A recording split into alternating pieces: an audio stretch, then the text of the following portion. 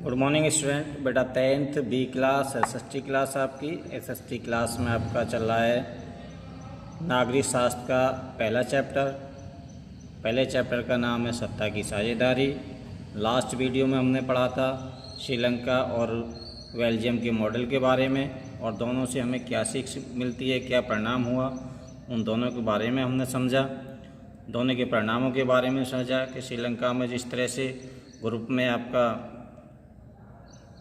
गृह युद्ध चढ़ गया देश में, तो उससे क्या उन्हें शिक्षा मिली, किस तरह से देश का अपना जो विकास है वो बिल्कुल ख़त्म हो गया और आपस में उलझ के दोनों ग्रुप रह गए।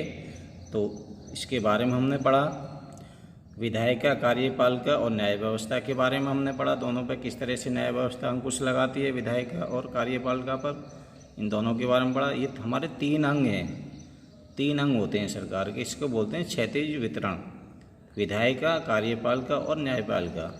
विधायिका जिसमें हमारे MLA MP आते हैं वो होती है। कार्यपालिका IAS PCS हमारे आते हैं, IAS IPCS जो हमारे होते हैं वो होते हैं इसमें।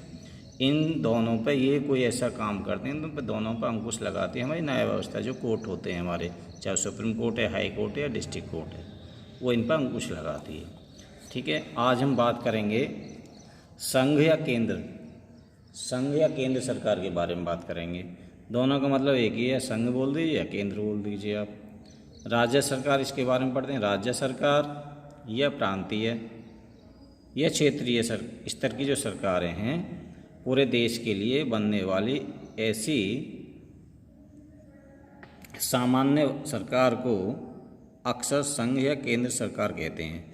जो राज्य सरकारों के द्वारा भी बनती हैं, वो राज्य से चुन के हमारे जाते हैं MLA MP हमारे चुन करके जाते हैं, क्षेत्र से जाते हैं, और उन सब से मिला के हमारी क्या बनती है, केंद्र सरकार बनती है, जब केंद्र सरकार का इलेक्शन होता है। ठीक है, तो इस तरह से केंद्र सरकार का निर्माण होता है।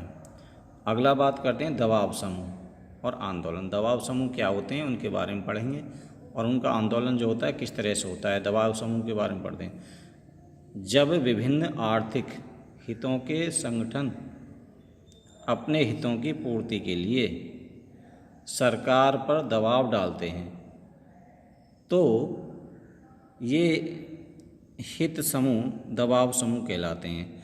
जैसे कि अब किसानों का मूवमेंट चल रहा है, आंदोलन चल रहा है, तो वो भी एक आपका दबाव समूह में आता है। एक एग्जाम्पल पे लें आप, तो दबाव समूह इस तरह से होते हैं कि किसानों की अनदेखी की जा रही है सरकार के द्वारा, तो सरकार पे वो अपना दबाव बनाए हुए हैं और गेहूं की कीमत बढ़वाने के लिए बोल रहे हैं। तो इस तरह से दबाव समूह होते हैं हमारे, और वो आंदोलन कर रहे हैं। दबाव समूह जो इस सरकार पर आंदोलन कर रहे हैं। अगला है आपका गठबंधन सरकार। गठबंधन सरकार क्या होती है उसके बारे में बात करेंगे। जब 2 या अधिक पार्टियां मिलकर चुनाव लड़ती हैं और सरकार बनाती हैं, यह गठबंधन सरकार कहलाती है। देखिए, कभी कभी ऐसा होता है कि एक पार्टी को, चाहे वो राज्य स्तर की पार्टी या केंद्र सरकार की पार्टी है, उसे जब एक पार्टी को पूर्ण बहुमत नहीं मिलता है उन्हें सरकार बनाने के लिए, तो वो पार्टियां दूसरी पार्टी से सहयोग करके अपना एक सरकार बनाती हैं, उसे गठबंधन सरकार बोलते हैं। दूसरी पार्टी के कुछ विधायक या MP उससे ले लेती हैं और वो अपना सरकार बनाने में सक्षम हो जाती हैं, और इस तरह से उनको गठबंधन सरकार बोला जाता है, जब एक पार्टी को पूर्ण बहुमत ना मिले। ठीक है, आगे बात करते हैं। तो इसके साथ ही आपका चैप्टर ख़त्म हो गया है, फर्स्ट चैप्टर आपका पावर शेयरिंग का। तो गठबंधन सरकार, दबाव समूह और केंद्र सरकार, ये मुख्य हमारे आज के टॉपिक रहे।